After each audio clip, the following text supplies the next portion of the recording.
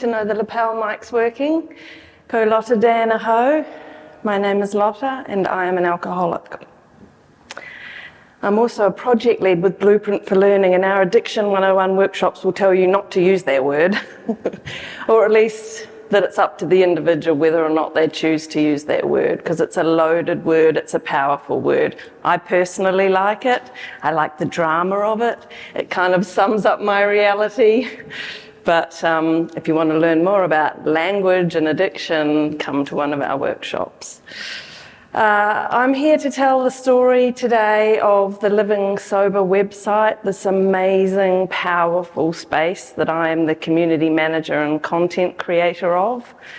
And to tell that story, which is a story of collaboration, and it is a story of the power of lived experience. To tell that story, I need to talk a little bit about myself. So we'll go back to the beginning. I loved alcohol. I loved it from the minute I touched it. That photo on the left, I actually think is the first night I ever got drunk.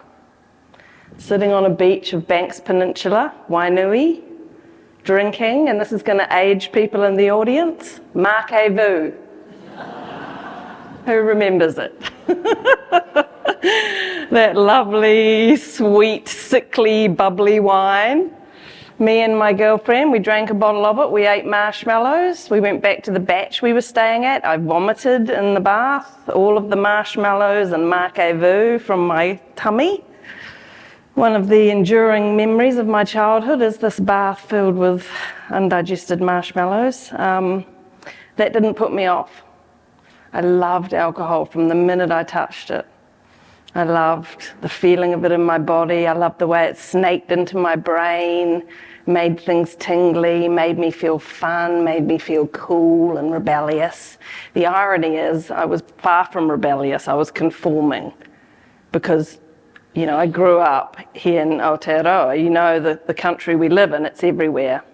And it was presented to me like this is a normal thing. We drink alcohol to celebrate, we drink alcohol to commiserate, to grieve, to bond, to show we're a good hostess. That's what adults do, so I couldn't wait to get my fingers on it, which I did at 15. The photo in the middle is me heading to my high school formal. It's a social scene. I've got my girlfriend Tanya there in the pink dress. You can see she's putting a brooch on me.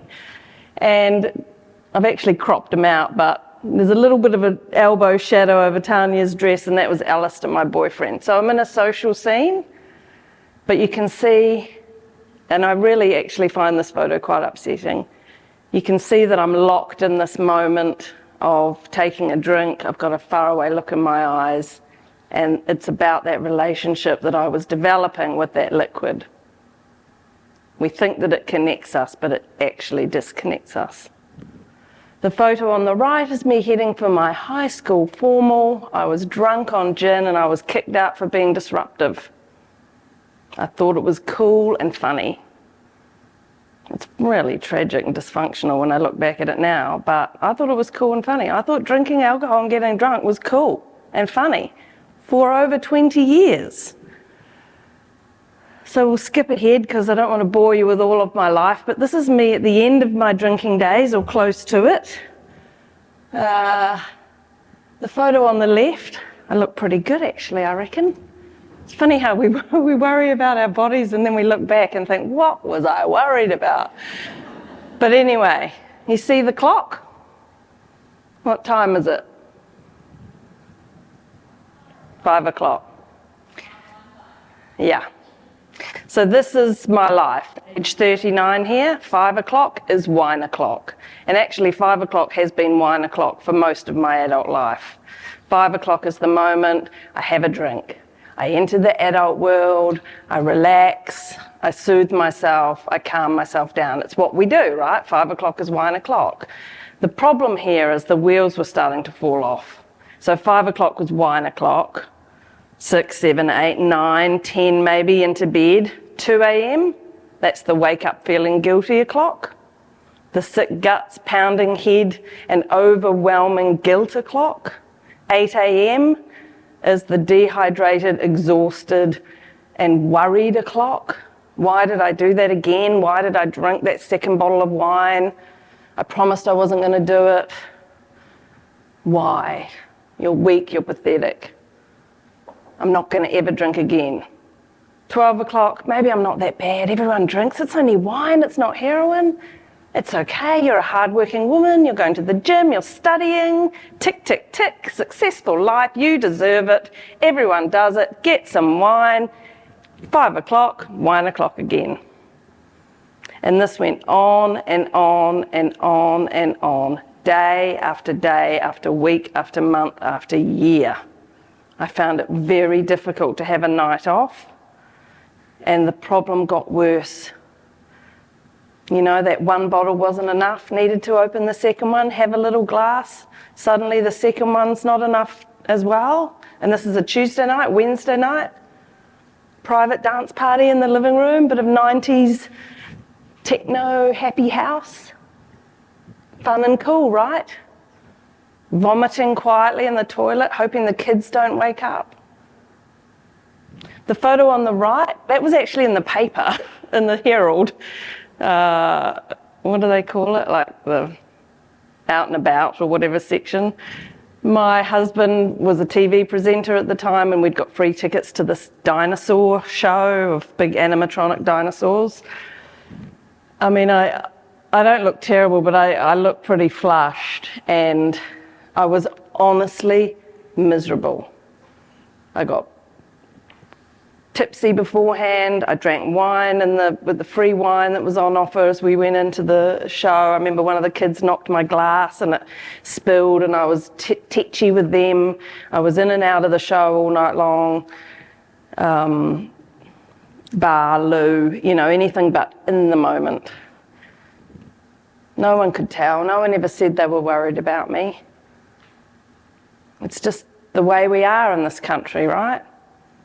We drink wine.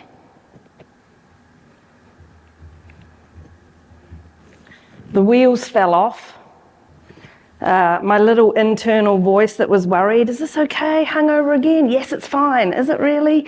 Big voice, little voice, addiction. If you know, you know. It's an internal struggle, often doesn't show on the outside. And that little voice started growing. My habit got heavier, got harder, got more dysfunctional, got more shameful, got more dangerous at times, and I didn't know what to do because I was utterly terrified to not drink alcohol. Like, who doesn't drink alcohol? My whole life I'd been brought up to believe this is a fun, normal product. It sits in the supermarket. How bad can it be? It's cheap as chips, cheaper than a bottle of water sometimes. How bad can it be? And yet I knew inside that something was wrong. So I tried every trick in the book to moderate and control my intake. Even went to the library and got out a book called How to Moderate Alcohol, like a good little researcher. One of the tricks was get a notebook and write down how you're feeling every time you're about to have a drink. So I'd write 5 p.m, feel like having a drink, because it's 5 p.m. 5:02, feel like having a drink. No, I just put that away. I didn't even bother for that long. Utterly terrified to stop, but really, really worried. And so the last night of my drinking, I think the mic just went off. Can you hear me? Oh yeah. The last night of my drinking was a Tuesday night, and I just tried a fortnight off, which was one of the techniques I used to try to kind of pull myself back, and that was over. And so I'd had a big weekend, a big boozy weekend, and it was a Tuesday night, and I said to my husband, can you get some wine on your way back from Scouts with the kids? And he said, oh no, let's just have an alcohol-free night. And I was like, yeah, good idea. Yeah, fake casual, yeah, good idea. And he went off to Scouts, and I picked up the baby, and I literally said out loud, let's go prove how dysfunctional mum really is. And I drove in a flurry down to the bottle shop. As I was backing out of the carport, I ran over this pram, completely munted it, and made myself use that pram for the next 3 years with a wobbly wheel, because it was like a form of punishment. I hadn't even had a drink at that stage. Went down to the bottle shop, bought 2 bottles of wine, went back home, sculled one in the space of about 20 minutes, which was easy for me to do, barely touched the sides. Panicked. My husband's about to get home and he'll see that I haven't managed to have this alcohol-free night. So I know what I'll do. I'll hide the bottle. And I got down on my hands and knees and I reached into the back of the cupboard and I hid this empty bottle behind the spare tissues and the Easy Yo maker, which never got used, and got up and I opened the second bottle and I made a show of, like, when he got home, oh yeah, I went and got some, but look, I've gone slow. And I had this whole, I was so soaked in it at that point, you couldn't really tell, although he did admit later that he wondered if I seemed a bit loose and he checked the recycling bin. This is what was happening between us, this dishonesty. This is where addiction takes you. And so I pretty much sculled that second bottle, fell into bed as per usual, slept like bollocks, woke up at 2 a.m, went and sat on the loo, and floods of tears. Like, I'm stuck and I'm miserable and I don't know what to do because I don't want to quit. Because who lives without alcohol in this world? The fun will stop, I will be boring, I'll be a sober loser for the rest of my life. It's like standing on the edge of a cliff, staring at a black abyss of no fun. And yet I knew that I couldn't do anything about moderating. I'd tried. And so I had this moment sitting on the loo, literally, where I just thought, the problem isn't me. The problem is the alcohol. The problem isn't me, the problem is the alcohol. And with that, I was able to tap into just a little bit of strength, because you're so diminished after weeks, months, years of making promises, breaking them, trying, failing. You feel like you're not capable, but I tapped into a little bit. It's not me, it's the alcohol. If I take the alcohol away, the problem is gone. And I jumped.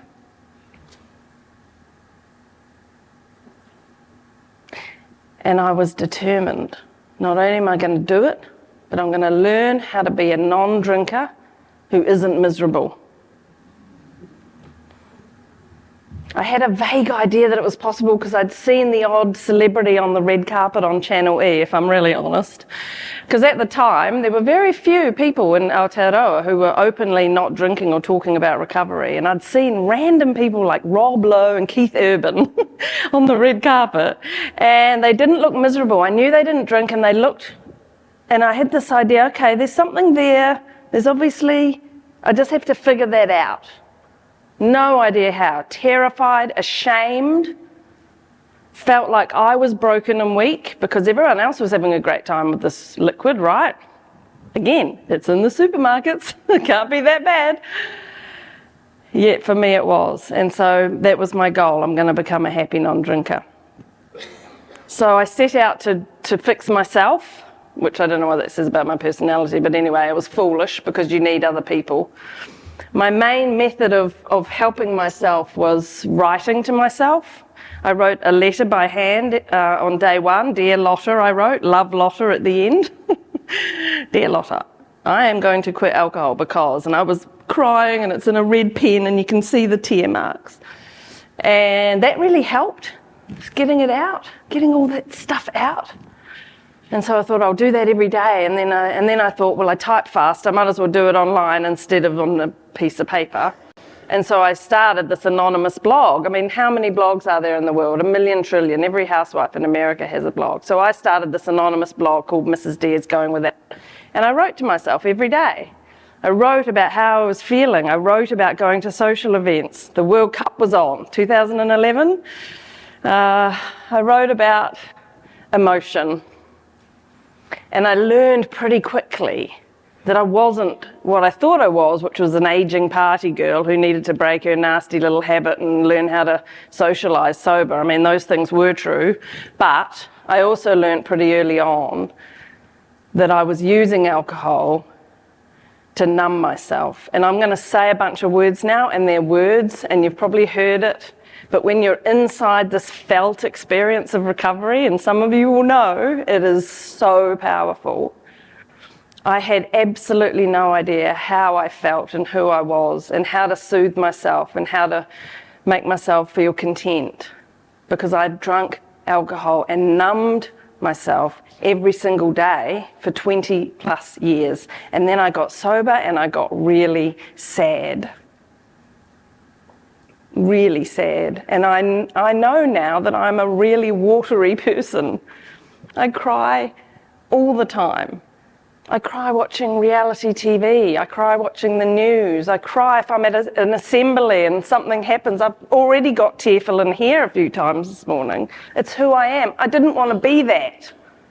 I wanted to be fun, upbeat, social Lotta, which I am still, but I'm also teary. I'm also capable of anger. Who knew?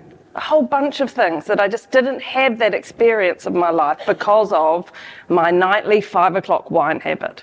So I wrote about it. And then, this is the joy. People commented. Oh my God. That top comment was one of the first I got, and it was like a hug. It was like a hug. Because don't get me wrong, my husband, he's a great guy. I love him to pieces. He doesn't get it. He doesn't have that internal struggle. He can have a glass of wine and leave the bottle in the fridge for 2 weeks. Like, who does that? He can leave half a glass at the restaurant and walk away. And I'm like, I used to be like, just finish that off. He doesn't get it. He wasn't my guy for this. I needed these people, and I found them online. And they were all over the world, and they were just like me, struggling privately, really struggling, feeling bad, feeling broken, desperately trying to fix themselves. And we connected. It was just the biggest joy of my life.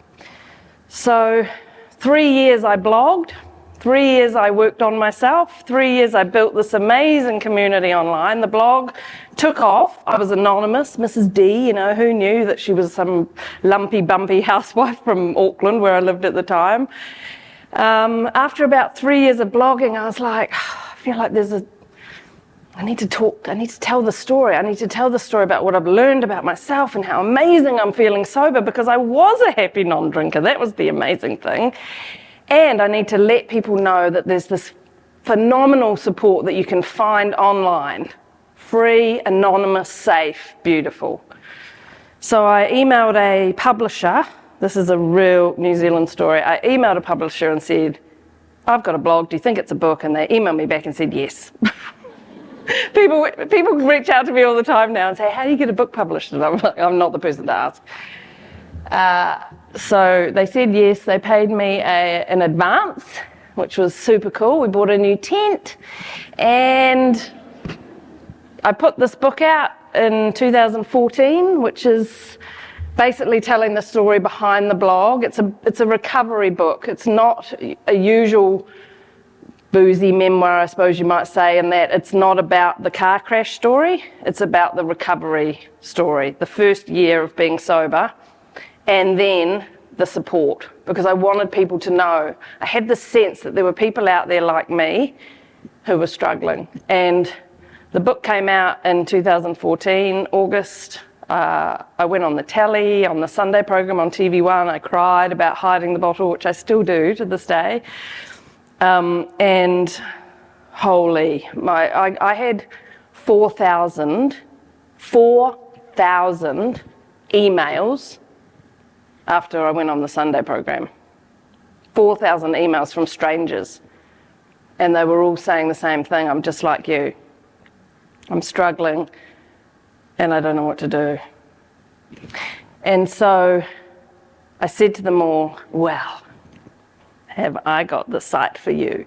Because I had, just prior to the book coming out, connected in with this incredible wahine, some of you may know, Vanessa Caldwell, who used to work at Maturaki, which sadly no longer exists.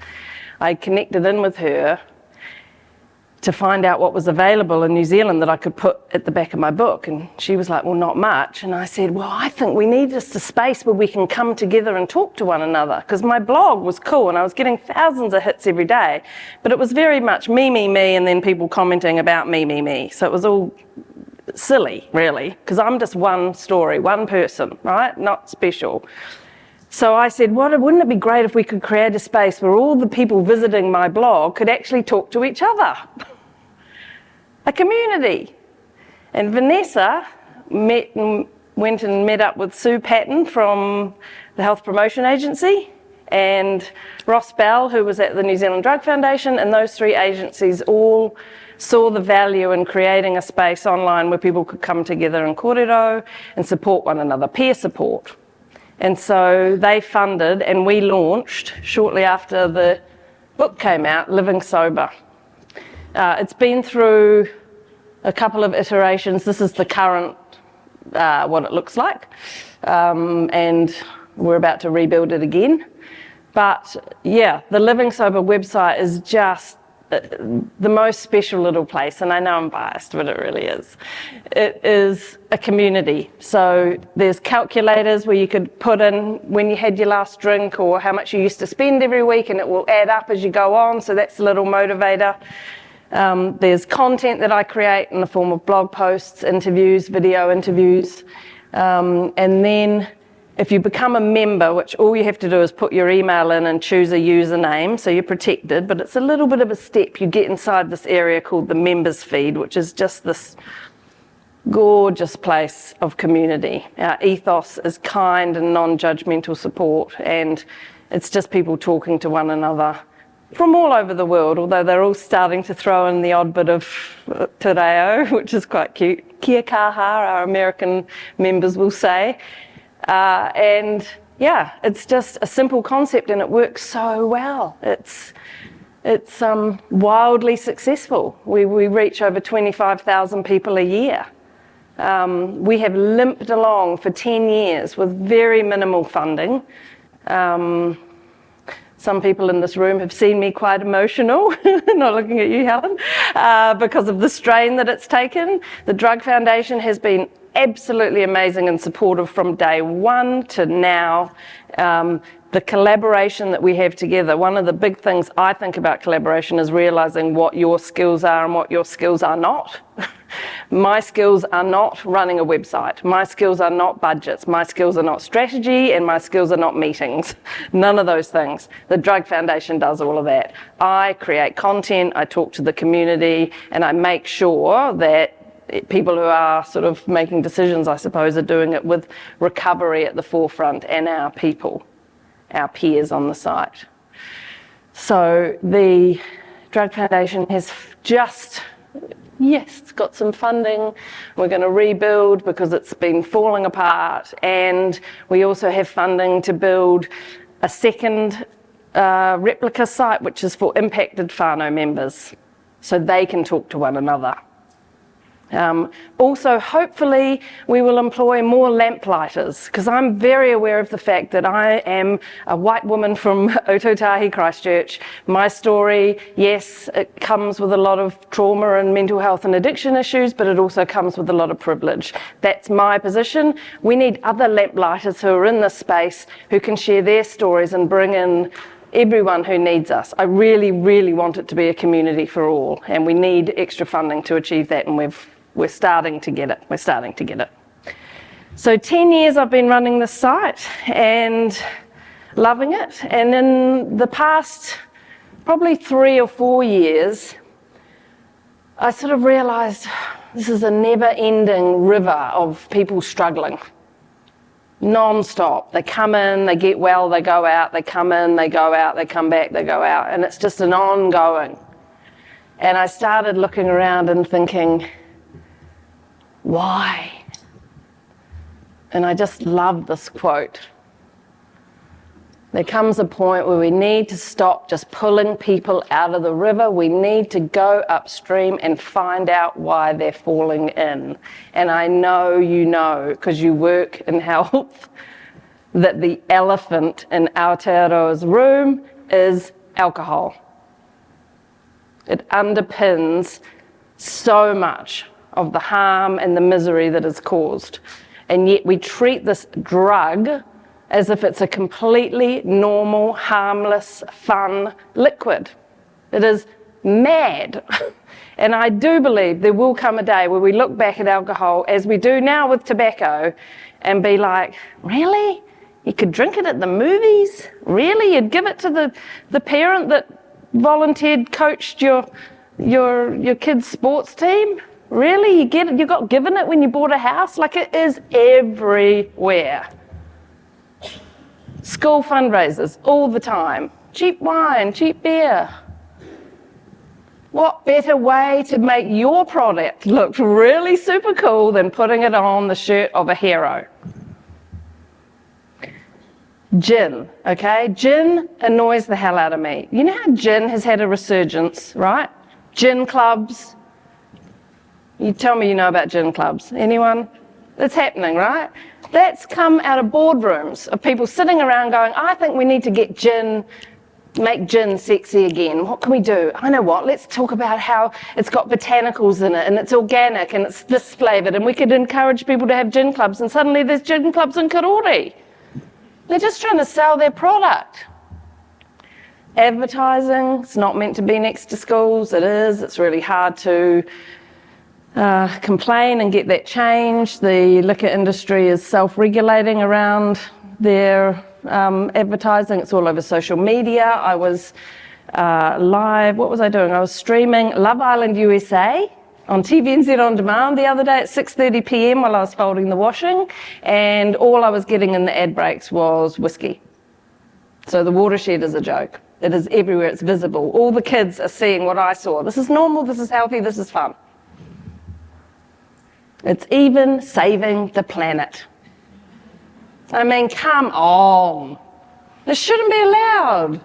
It makes me so angry.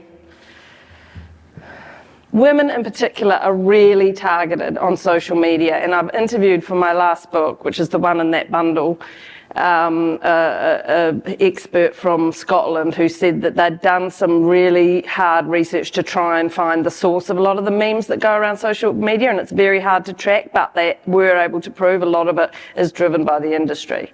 The liquor industry knows that women are gloriously messy, emotional, hormonal creatures. And they know that we've got money to spend, and they try and tell us that their product is going to make our lives better, and it doesn't. And I know that there are people who can moderate and control, and no one is arguing for alcohol to go away, because that's silly, but we need an environment that better illustrates the dangers around this product and the fact that it is not a simple liquid for everyone.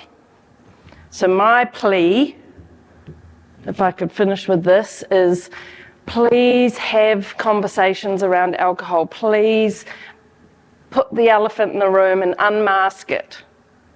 Okay, and not just the health things, that it's a drug. And I say drug for alcohol, and people often, I can see them, like we're like frogs in a pot that's slowly heated up, and people aren't seeing it for what it is. It's a drug, it's toxic, it's addictive, it causes cancer. The Cancer Society's finally put out really strong messaging around that. But the big one I really would implore you to, at any opportunity, raise is the emotional impact. If you've got a tearful person in front of you, if you've got someone who's grieving or anxious or has insomnia, just even slightly suggest, maybe the alcohol's getting in the way of you processing that. Maybe the alcohol's getting in the way of you figuring out what's going on or how you're feeling. Because I know for me, that's exactly what it did. And I just want to end by saying, and I'll put the QR code up for Living Sober, so if you want to visit it, and recommend people go there. It's still backed by the Drug Foundation, and it's still, I get supervision for my role as manager, so it's a safe protected place for people to visit, and we welcome anyone who wants to come in there, and we love our lurkers, okay? You can come in and lurk. You don't even have to interact. Lurking is powerful. And I'll just close by saying that last year I had my sobriety date tattooed on my wrist, which hurt like hell and I cried, but in 1 week I will be 12 years sober.